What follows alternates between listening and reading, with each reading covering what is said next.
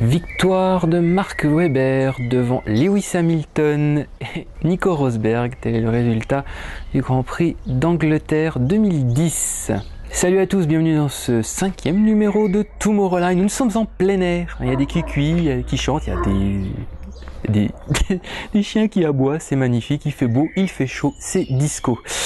Au menu de ce 5e numéro, une page qui se tourne au niveau du management et des questions qui méritent des réponses. Après Jean Todt à la fin de l'année 2007, Ron Dennis début de l'année 2009, Flavio Briatore à la fin de l'année 2009 et Frank Williams très récemment qui a décidé de prendre du recul dans son équipe.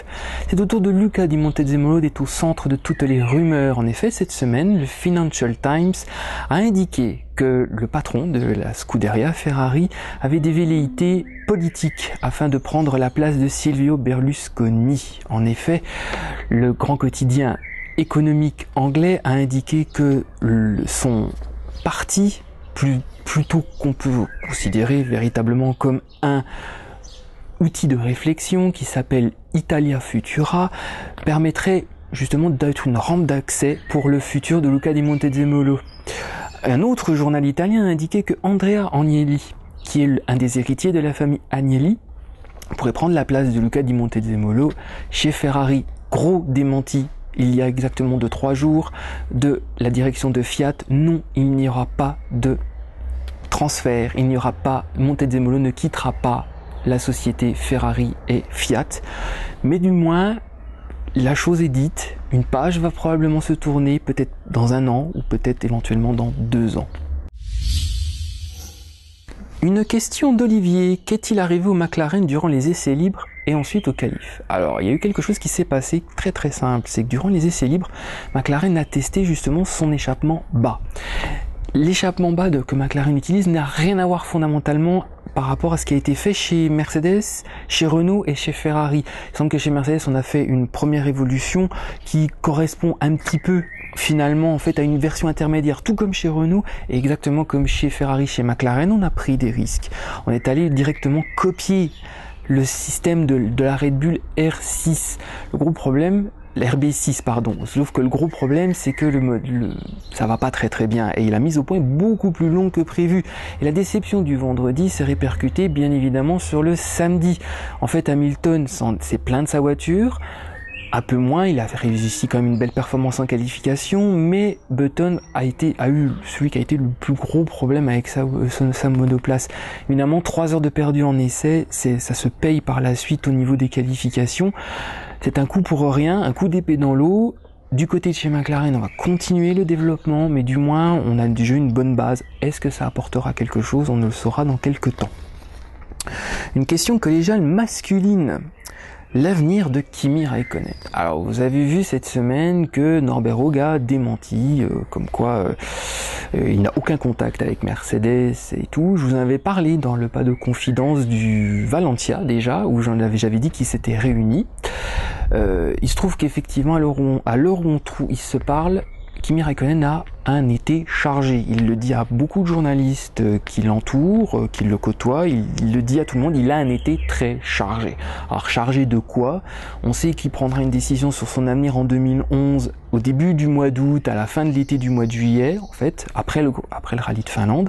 Donc on verra bien ce qu'il en sera. Du côté de chez Citroën, on aimerait bien éventuellement le garder, mais du côté de chez Renault, on voudrait beaucoup, via justement l'apport de Mastercard, mais il se trouve que Mercedes, malgré les airs de Norbert Haug, souhaiterait éventuellement comme une alternative. Alors, quid de l'avenir de Kimi Räikkönen? On verra, tout simplement, on verra. Mais de toute façon, une décision sera prise, faut attendre justement début du mois d'août. Une question collégiale, encore une fois masculine, sur la polémique justement de Mark Webber. Alors, vous avez tous vu cette histoire, en fait, que Sébastien Vettel a affaissé son aileron avant en EL3, que cet aileron avant il n'y avait que 2 exemplaires, un sur la voiture de Vettel, un sur Mark Webber, et il se trouve qu'on a pris le modèle de celui de Mark Webber pour le mettre sur le modèle sur la voiture de Vettel. Est-ce qu'il y a véritablement un favoritisme? Quand on lit véritablement les déclarations, il se trouve qu'il y a beaucoup d'hypocrisie là-dedans et surtout pas mal de mensonges et de communication. Il est clair, net et précis. On va pas se mentir que de toute façon, quoi qu'il en soit, comme l'explique Christian Horner, le meilleur placé au championnat est celui qui bénéficie de la dernière pièce. Ça veut tout dire et ça veut aussi rien dire en même temps avec eux. Mais globalement, ça veut dire que quoi qu'il en soit, Vettel est devant, mais sauf que avec ce duo de choc, depuis le Grand Prix de Turquie, ça va et ça vient. Et là, notre ami Weber a pris encore une fois un avantage sur Vettel. Donc, qu'est-ce qui sera encore une fois? Sauf que le gros problème, c'est que Mark Webber est quand même un peu le dadon de la farce dans cette histoire. Mais comme l'indique un des commentateurs justement dans sa question, est-ce que c'est de la façade? Je pense que c'est vraiment de la façade. Ce qui n'a rien à voir, et je permets aussi de répondre à une autre question à propos du duo de chez McLaren, qu'on a essayé de chercher des noix durant tout le week-end quasiment. Il se trouve que tout simplement le duo s'entretient entre Hamilton et Button pour une simple et unique raison, c'est que aucun va choper l'autre. Les deux sont champions du monde, faut pas l'oublier, et que d'une certaine manière, chacun, ça sera tout simplement le tour de l'autre. Voilà, c'est tout. Et donc si ça sera le tour d'Hamilton, quoi qu'il en soit, ce sera le tour de Button par la suite. Il faut le voir comme ça.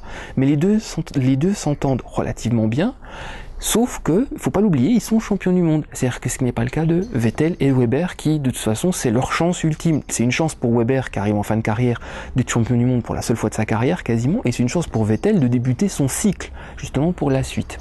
Enfin, une question de Starbuck à propos de Bruno Senna. Bruno Senna semble assuré de garder son volant pour le reste de la saison, mais a-t-il sauvé sa place avec de l'argent, avec des nouveaux sponsors? Eh ben, avec l'un et l'autre. En fait, pour être tout à fait concret. Pour une simple et unique raison, c'est qu'il se trouve que du côté de chez HRT, on a essayé justement d'évincer Bruno Senna. On fait la même chose d'ailleurs pour Karun Chandhok, pour une simple, à propos des points de contrat. Mais il semble que tout simplement, Bruno Senna a apporté justement de l'argent, à peu près 3,5 millions d'euros de la part d'Embratel et d'une banque brésilienne. Mais en fait, il se trouve que HRT a des gros problèmes financiers. Il faut pas se voiler la face, c'est la vérité, c'est comme ça.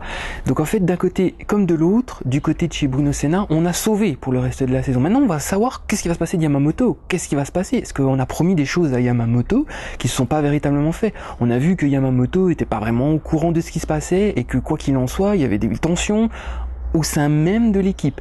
Mais donc oui, Bruno Senna a gardé son volant, il sera là au prochain Grand Prix en Allemagne, mais simplement il l'a gardé sur cette clause, c'est qu'il a rempli sa part du contrat, premièrement, mais deuxièmement, son contrat lui permet de garder le reste de la saison. Alors, reste le gros problème, c'est qu'il n'y a que 2 voitures, il semble que Karun Chandhok ait trouvé des sponsors indiens.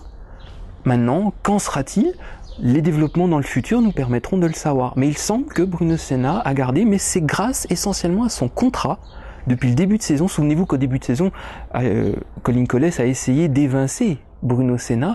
Ça n'a pas été le cas justement grâce à ses points de contrat. Merci Monsieur Goodwin pour ce superbe contrat justement qui a été fait pour Bruno Senna.